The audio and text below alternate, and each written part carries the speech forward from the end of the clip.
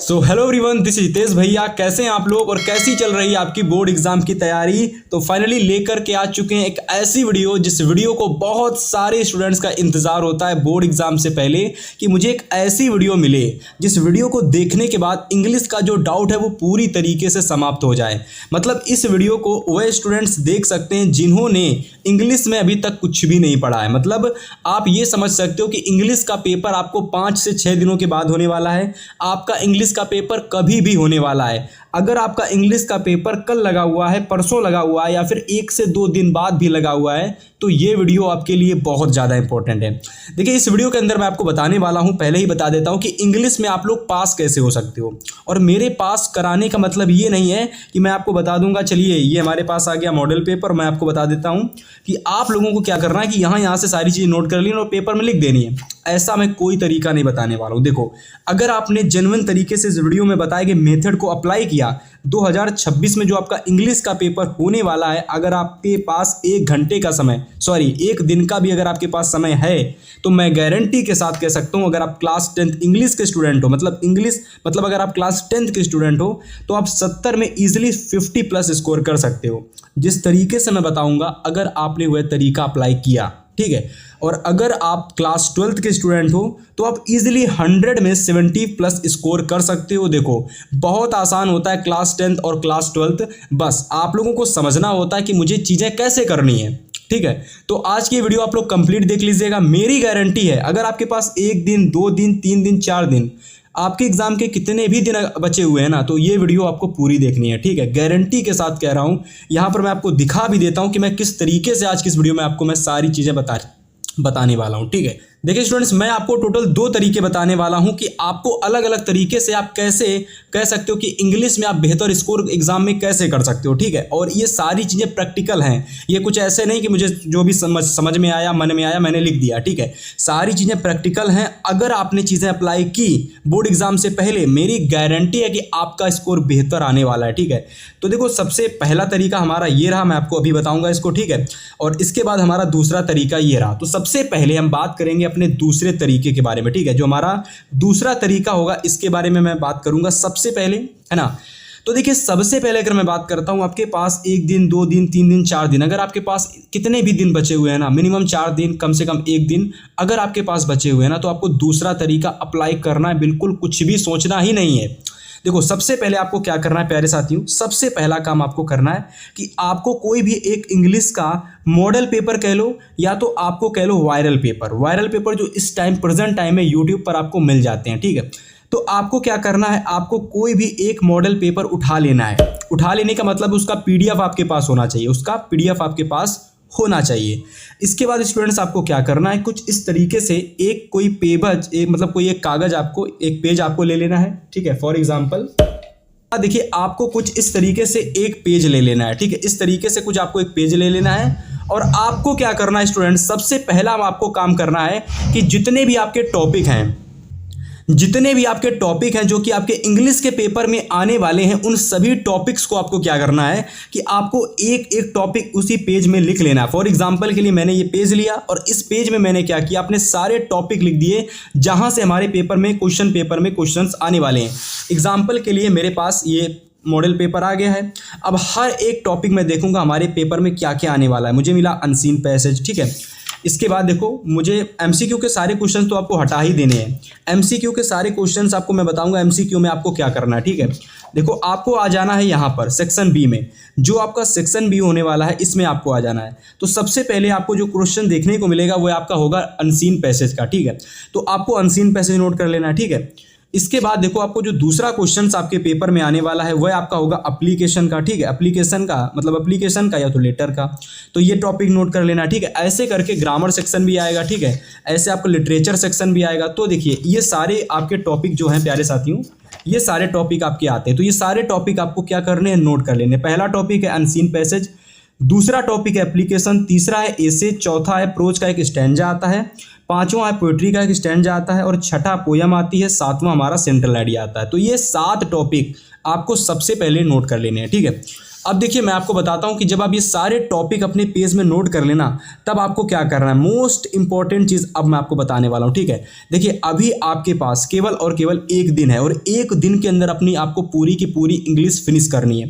तो देखिए आपको क्या करना है, आपको अपने माइंड में ये बसा लेना है, ये फिट कर लेना है कि एक दिन के अंदर ये सारे टॉपिक कवर करने हैं।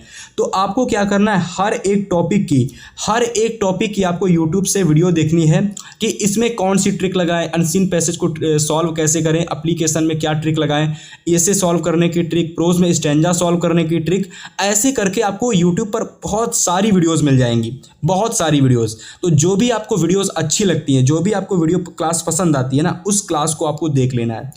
मिनिमम 20 से 25 मिनट की क्लास होगी, तो आपके हिसाब से, मेरे हिसाब से ये सारे टॉपिक आप इजीली 1 डे के अंदर फिनिश कर सकते हो, ठीक है। आप ये सारे टॉपिक मेरे द्वारा भी पढ़ सकते हो, कवर कर सकते हो, अदरवाइज अदर टीचर के द्वारा भी आप कवर कर सकते हो, ठीक है। तो आपको क्या करना है, किसी भी एक प्रीवियस ईयर को पेपर को उठाना है, आपको ये सारे टॉपिक किसी पेज में नोट कर लेने हैं। अभी मैं आपको बताऊंगा प्रीवियस ईयर का सबसे ज़्यादा मेन रोल क्या होने वाला है, ठीक है। तो ये सारे टॉपिक आपने नोट कर लिए। देखिए अब आपको क्या करना है भाई कि आपने पहला काम तो कर लिया, ठीक है। पहला काम आपने कर लिया, आपने मॉडल पेपर उठाया। मॉडल पेपर में इंग्लिश में हमारे जितने भी टॉपिक आते हैं सारे आपने टॉपिक नोट कर लिए। आपने एक एक टॉपिक को एक दिन के अंदर सारे टॉपिक आपको पढ़ लेने हैं और आपके दिमाग में प्रेशर भी होगा कि कल मेरा एग्जाम होने वाला है और एग्जाम से पहले मुझे अपने सारे टॉपिक कवर कर लेने। तो प्रेशर के साथ साथ याद रखना आप सारे के सारे टॉपिक कवर कर लेंगे। आप मेरी बात याद रखना, आप जब अपने टॉपिक सारे लिख लेंगे ना, तो आपको ऐसा लगेगा मैं इस सारे टॉपिक कवर कर सकता हूँ और कल का एग्जाम मेरा बेहतर जाने वाला है, ठीक है। टॉपिक लिखने के बाद ही आप लोगों के मन में ये चीज़ आने लगेगी। अब देखो आपको क्या करना है, आपको रुकना नहीं। अब आपको क्या करना है कि हर एक टॉपिक आपको यूट्यूब से अच्छे तरीके से पढ़ लेना है, ठीक है। मेरे हिसाब से 20 से 25 मिनट के अंदर एक टॉपिक आपका फिनिश हो जाता है। तो मे भी आप ये सारे टॉपिक अपने 10 घंटे या फिर कह सकते हो 5 से 6 घंटे के अंदर समाप्त कर लोगे यूट्यूब से देखकर, ठीक है। इसके बाद देखने के बाद में आती है आपकी प्रैक्टिस की। जितनी ज़्यादा आप लोग प्रैक्टिस कर लोगे ना, उतनी ज़्यादा आपके अच्छे नंबर आने वाले हैं, ठीक है।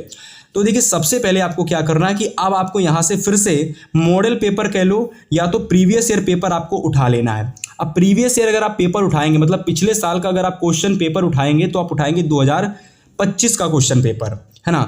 अगर आप मॉडल पेपर उठाएंगे तो आप उठाएंगे अभी अभी जो यूपी एमएसपी के द्वारा मॉडल पेपर आया हुआ है, ठीक है, एकदम न्यू मॉडल पेपर, आपको उसको उठा लेना है, ठीक है। और उस मॉडल पेपर को लेने के बाद में आपको क्या ट्रिक लगानी, जरा ध्यान से समझना, ठीक है। आपको क्या करना है, जितने भी आपने टॉपिक लिख रखे हैं, जैसे एग्जाम्पल के लिए मैं आपको बताता हूँ, अनसीन पैसेज आपने लिख रखा है, ठीक है। एप्लीकेशन आपने बड़े अच्छे तरीके से ट्रिक के तहत आपने तैयार कर ली है। ऐसे लिखने की ट्रिक आपको पता चल गई है। प्रोज स्टैंजा तैयार करने की ट्रिक आपको पता चल गई। सारे टॉपिक्स आपने कवर कर लिए हैं और हर एक टॉपिक कवर करने के बाद आपने इस तरीके से उसमें टिक लगा दिया है, ठीक है। अब देखिए आपको क्या करना है प्यारे साथियों, ध्यान से समझना। अब आपको क्या करना है, एक अपनी रफ कॉपी लेनी है, एक रफ कॉपी लेनी है, पतली सी कॉपी लेना, रफ कॉपी बस, ठीक है। एक आपको रफ कॉपी लेनी है और हर एक टॉपिक की आपको प्रैक्टिस करनी है। जिस तरीके से आपने क्वेश्चन सॉल्व करने सीखे हैं ना, आपको वह क्वेश्चन क्या करने हैं, हर एक टॉपिक को 2 से 3 बार लगाना है, ठीक है। और ये काम जितनी बार आप करें, एक कोई ना कोई फिर से एक पर्ची सी बना लें और जितनी बार हर टॉपिक को पढ़ते जाएं, उतनी बार आप क्या करते जाएं, उतनी बार उसमें आप टिक लगाते जाएं। पहला टॉपिक आपने 3 बार पढ़ा, 2 बार पढ़ा, 2 बार टिक लगा लो। दूसरा टॉपिक आपने 3 बार पढ़ लिया, 3 बार टिक लगा लिया। तीसरा टॉपिक आपने 1 बार पढ़ा, 1 टॉपिक को टिक लगाया, ठीक। ऐसे करके आप टोटल जितने भी आपके टॉपिक है, फॉर एग्जांपल आपके 10 टॉपिक हैं, आपने 10वें टॉपिक को 3 बार पढ़ लिया तो अपने 3 बार टिक लगा देना है। और ऐसे करके ये सारी चीज़ें याद रखना आपको एक दिन के अंदर करनी। और आपके अंदर प्रेशर होगा तो आपके पास अगर 2-3 बचे हुए हैं, अगर आपके पास ये 2 दिन पहले वीडियो आ रही है, कभी भी आपके पास ये वीडियो आ रही है, तो इस वीडियो में जो तरीका मैंने बताया है वो तरीका आपको ईजिली कह सकता हूं कि आपको इंग्लिश में बेहतर स्कोर करके देगा, ठीक है। इसके अलावा अगर आगे मैं बात करता हूं कि हमारे नंबर कितने आएंगे, तो अगर आपने ये सारी चीज़ें यहाँ तक कर ली ना, तो 70 में आप 60 प्लस भी नंबर ला सकते हो, 60 नंबर भी आप ला सकते हो।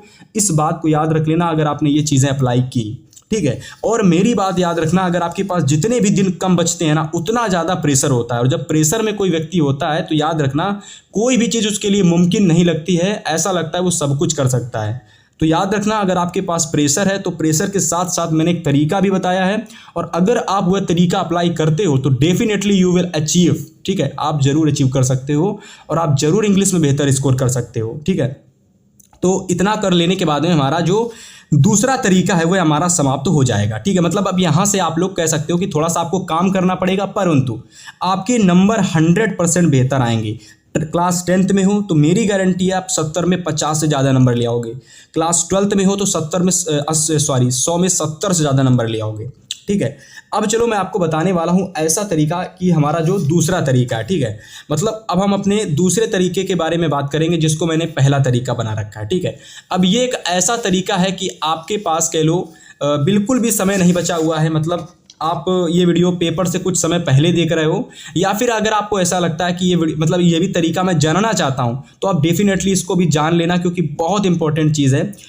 अब देखिए यहाँ पर मैं आपको बताने वाला हूँ कि जैसे कि आपका एग्ज़ाम कुछ समय पहले स्टार्ट होने वाला है। ठीक है, या फिर एग्ज़ाम से पहले अगर आप इस क्लास को देख रहे हो तो देखिए आपको सबसे पहले जो भी आप पेपर देने जा रहे हो अपना इंग्लिश का, उसमें आपको ये 3 चीज़ें तो 100% आपको अपने दिमाग में फिट कर लेनी है कि इंग्लिश का जो आप पेपर देने जाएंगे उसमें आपकी हैंड राइटिंग बहुत मैटर करती है। तो डेफिनेटली अगर आपकी हैंड राइटिंग अच्छी नहीं है तो आपको कोशिश करना है कि साफ साफ लिखने का, मतलब आपको जो भी क्वेश्चन अटैम्प्ट करना है, अभी मैं आपको बताऊंगा कि क्वेश्चन आपको कैसे अटैम्प्ट करना है। ठीक है, तो आपको क्या करना है, अपनी हैंड राइटिंग बहुत अच्छे तरीके से लिख के आनी है ना। और दूसरा आपको याद रखना है कि कॉपी आपकी बड़े ही बेस्ट वे में लिखी होनी चाहिए।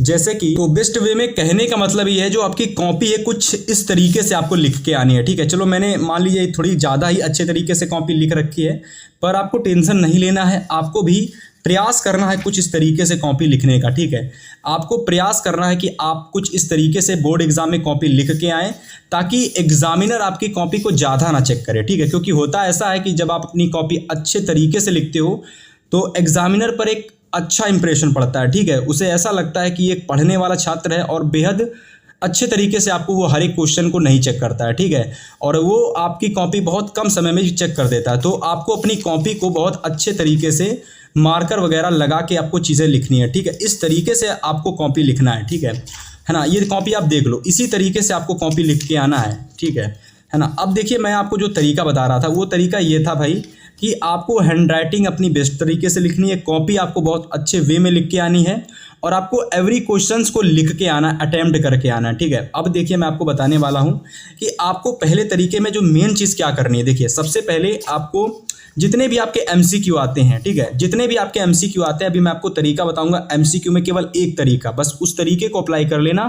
अगर आपने पहले वाले तरीके को अप्लाई किया उसमें भी आपका यही तरीका अप्लाई होने वाला है, और इस दूसरे वाले तरीके में जिसको मैंने पहला तरीका कहा है इसमें भी आपको MCQ का वही तरीका अप्लाई करना है। ठीक है, देखो सबसे पहले आप यहाँ पर 50 नंबर वाले क्वेश्चन पर आ जाओ।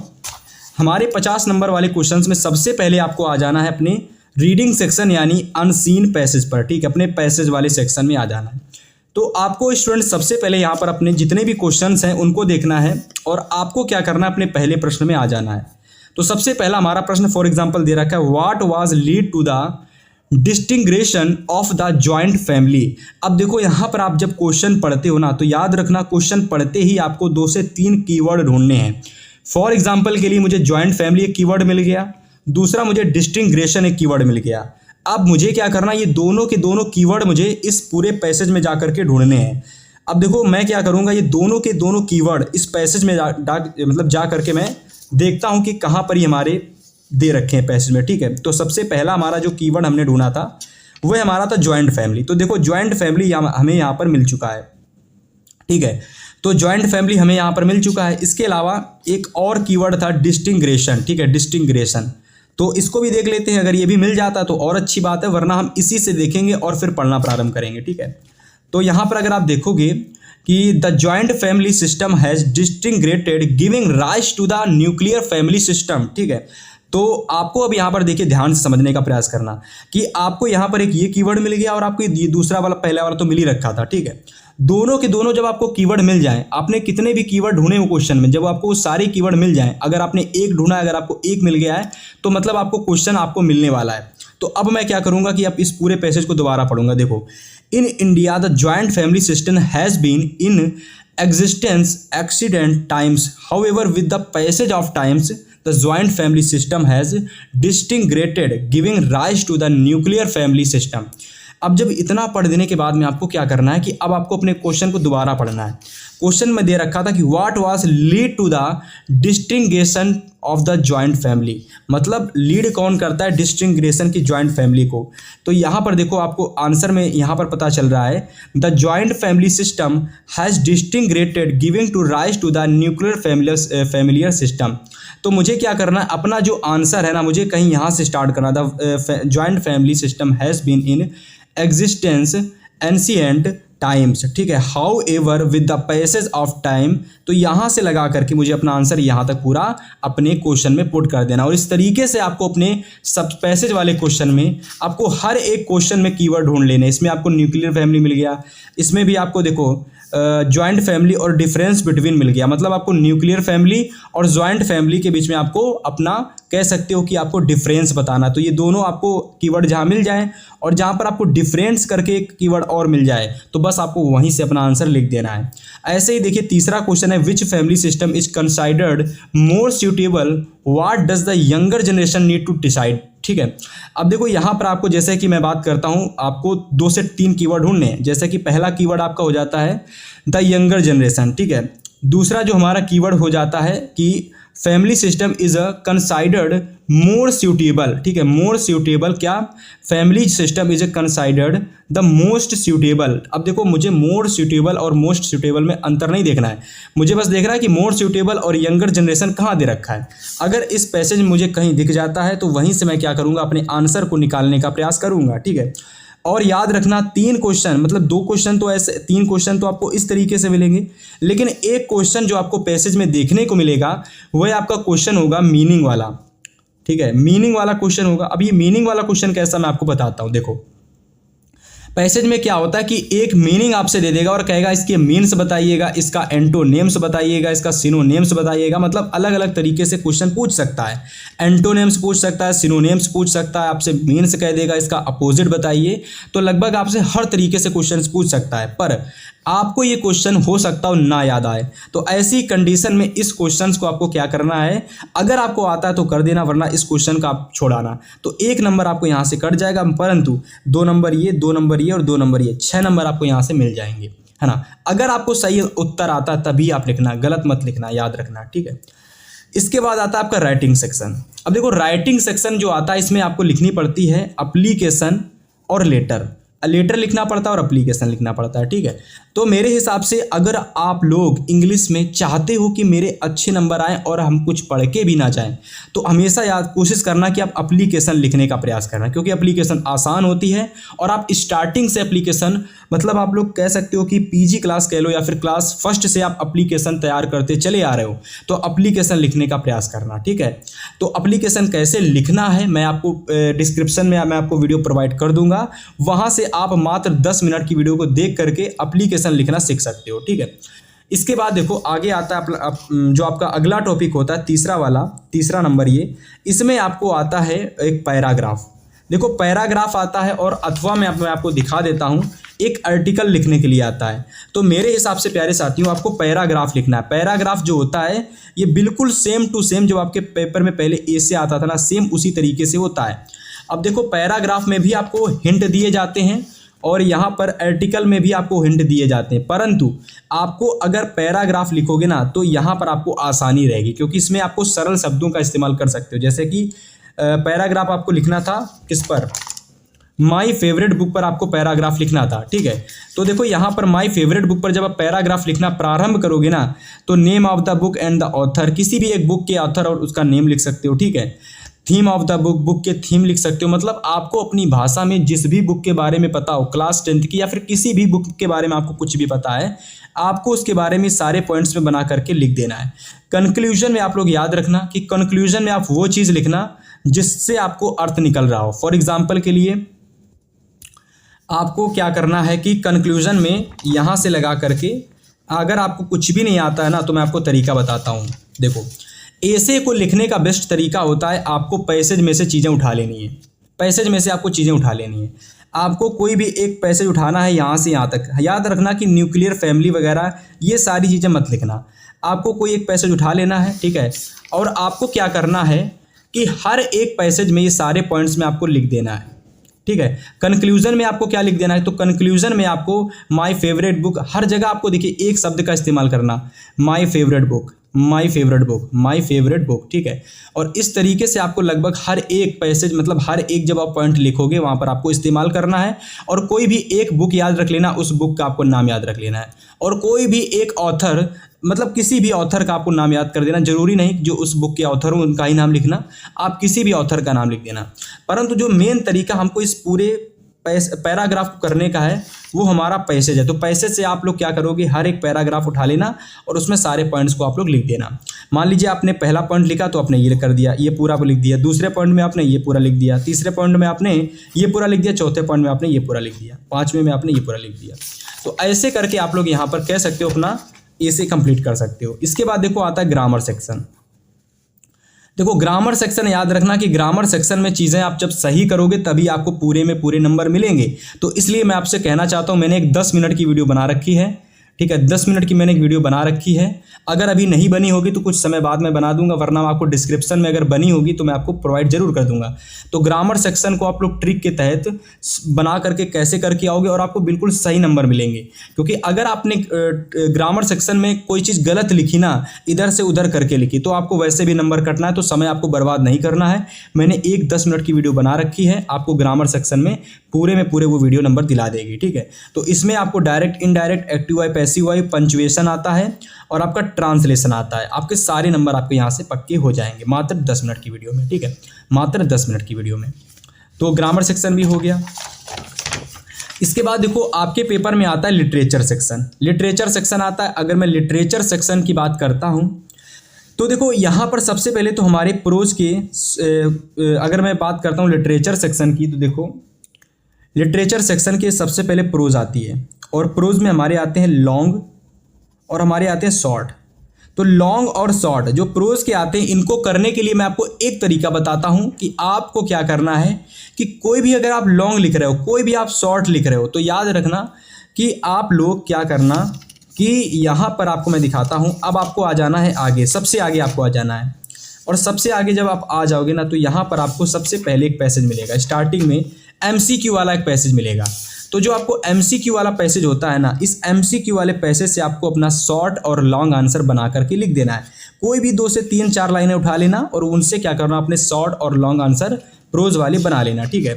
देखो यहाँ से हमारे पहले वाले MCQ वाले पैसेज से हमारे हो जाएंगे लिटरेचर सेक्शन के प्रोज वाले लॉन्ग क्वेश्चन, शॉर्ट क्वेश्चन। इसके बाद देखो आपके 8वां नंबर क्वेश्चन आता है, जहाँ पर आपको 1 मिनट 9वां नंबर क्वेश्चन, 8वां नहीं 9वां नंबर, देखो 9वां नंबर क्वेश्चन और 10वां नंबर क्वेश्चन। 9 नंबर क्वेश्चन पर आता है शॉर्ट आंसर और 10वें नंबर क्वेश्चन पर आता है आपका लॉन्ग आंसर। तो ये हमारे होते हैं सप्लीमेंट्री के शॉर्ट और लॉन्ग आंसर। अब इन दोनों शॉर्ट और लॉन्ग आंसर को करने के लिए आपको देखिए आगे आ जाना है, सबसे आगे MCQ वाले पोर्शन पर आ जाना है ना, सबसे आगे। अब देखो यहाँ पर हमको एक पैसेज मिलेगा जो कि हमारा प्रोज का एक पैसेज होता है। MCQ में आता है प्रोज का पैसेज, ठीक है, याद रख लेना। तो ये प्रोज का पैसेज MCQ में पूछा जाता है। तो आपको क्या करना है, इसी पैसेज से अपने शॉर्ट आंसर और लॉन्ग आंसर को बना लेना है। किसके लिए? सप्लीमेंट्री के लिए बना लेना है, ठीक है। और इतना कर देने के बाद में आपको शॉर्ट आंसर और लॉन्ग आंसर आपके सप्लीमेंट्री की भी आपके तैयार हो जाएंगे। अब देखो आपका बच जाता है यहाँ पर पोयम से, एक हमारी पोयम बच जाती है। मैं आपको दिखाता हूँ अभी, देखो 1 मिनट, यहाँ देखो 1 मिनट, यहाँ देखो। हाँ, तो 7वें नंबर पर हमारा जो क्वेश्चन आता है, इसमें एक हमारा एक क्वेश्चन पूछा जाता है, ठीक है। और अथवा में हमारी 4 लाइन की एनी एक पोयम आती है, ठीक है, एक पोयम करने के लिए आती है, ठीक है। तो मेरे हिसाब से यार कुछ मत करना, तो 4 लाइन की एक पोयम तो कम से कम तैयार कर ही लेना, ठीक है। तो एक पोयम जरूर तैयार कर लेना। 4 लाइन की पोयम बहुत आसान होती है, अगर आपको नहीं आती है तो यार तैयार कर लेना। मैं कहता हूँ कि तैयार कर लेना, 4 लाइन की पोयम होती, आसानी से आपकी तैयार हो जाएगी, ठीक है। अब देखो इसमें आता है आपको सेंट्रल आइडिया। 8वें नंबर क्वेश्चन पर आता है सेंट्रल आइडिया। अब देखो सेंट्रल आइडिया आप करने के लिए आपको 3 नंबर का आता है। तो मैं ये कह सकता हूँ कि सेंट्रल आइडिया में आप लोग क्या करना, जैसे कि जो भी सेंट्रल आइडिया सबसे आसान दिखे, जैसे कि ए टाइगर इन द जू। अब देखो ए टाइगर इन द जू, अब जैसे आपने मान लीजिए सबसे पहली बात तो ये 5 लाइनों का सेंट्रल आइडिया होता है, तो यार इसको भी तैयार कर लेना।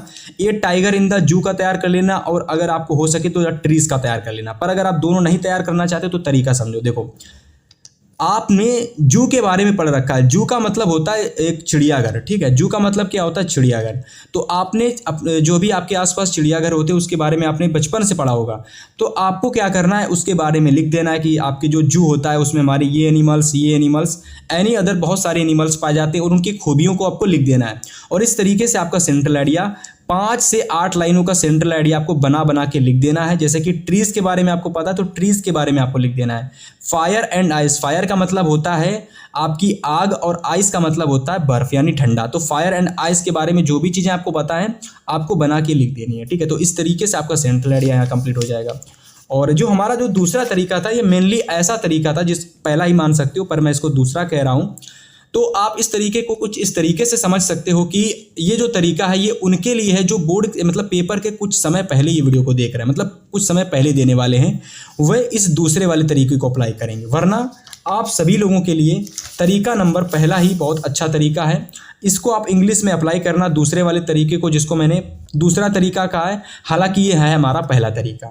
और उम्मीद है ये वीडियो देखने के बाद में इंग्लिश का जो भी डाउट है आपका कंप्लीट हो गया होगा। और तो चलिए बात कर लेते हैं एमसीक्यू की, क्योंकि बहुत सारे स्टूडेंट्स को लग रहा होगा कि इस भैया जी एमसीक्यू को क्यों नहीं बता रहे। तो चलिए एमसीक्यू को मैं बताता हूं और आपको एमसीक्यू के जितने भी क्वेश्चंस हैं आपको इसी तरीके से करके आने हैं। और अगर जिस तरीके से मैं बताता हूं अगर आप इस तरीके से एमसीक्यू के क्वेश्चंस को सॉल्व करोगे definitely you will achieve 20 out of 15 marks, मतलब आप 20 में से 15 नंबर ला सकते हो। और ये कोई गलत नंबर नहीं होते हैं, याद रखना। अगर आप 20 में से 15 नंबर ले आते हो बिना कुछ किए, मात्र ट्रिक लगा करके, तो भाई इससे बेहतरीन तरीका और कोई नहीं हो सकता, ठीक है। तो देखो सबसे पहले मैं आपको बताऊंगा कुछ टॉपिक्स में, जैसे कि आपका जो इंग्लिश का पेपर आता है मैं आपको दिखा देता हूं। ये जो आपका इंग्लिश का पेपर आता है इसमें देखिए कुछ ऐसे टॉपिक्स होते हैं, जैसे मैं आपको दिखा देता हूं। जैसे पहले अनसीन पैसेज से एमसीक्यू आते हैं, ठीक है।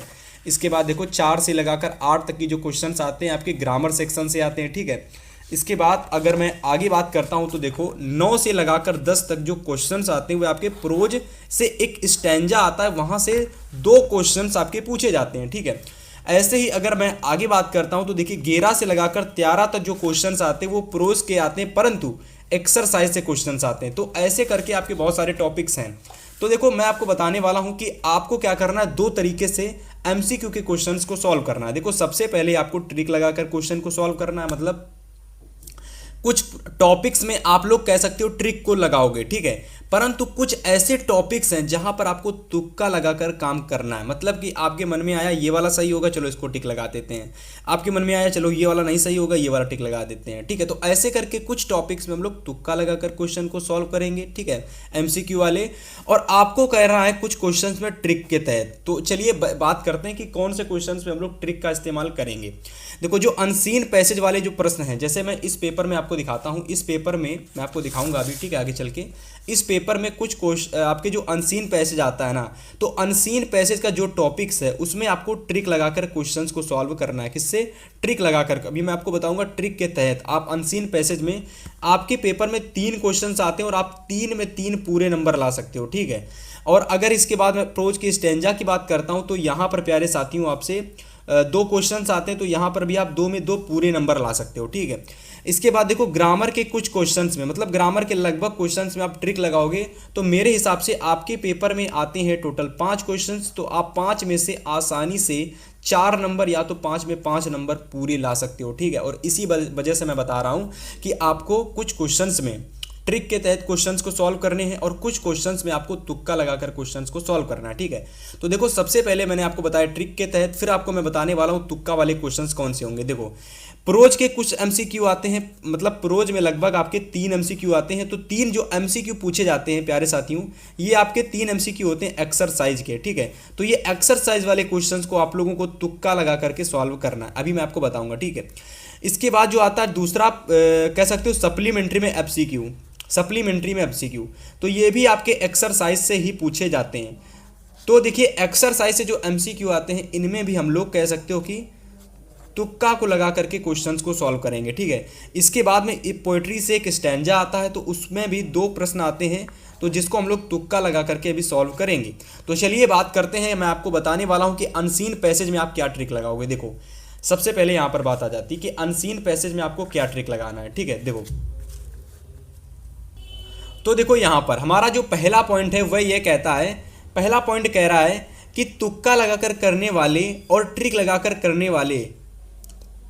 तो यहाँ पर देखिए कुछ क्वेश्चंस में हम लोग क्या करेंगे, सबसे पहला पॉइंट है कि कुछ क्वेश्चंस में हम लोग क्या करेंगे कि कुछ क्वेश्चंस में हम लोग तुक्का लगा करके अपने प्रश्नों को सॉल्व करेंगे, और वही चीज़ मैं आपको बता रहा हूँ दोबारा। और कुछ क्वेश्चंस में हम लोग क्या करेंगे, ट्रिक के तहत क्वेश्चंस को सॉल्व करेंगे, ठीक है। और हमेशा याद रखना, दूसरा पॉइंट बहुत इंपॉर्टेंट, कि ये चीज़ आपको हमेशा एग्जाम के स्टार्ट होते समय करनी है। और दूसरा पॉइंट है हमेशा,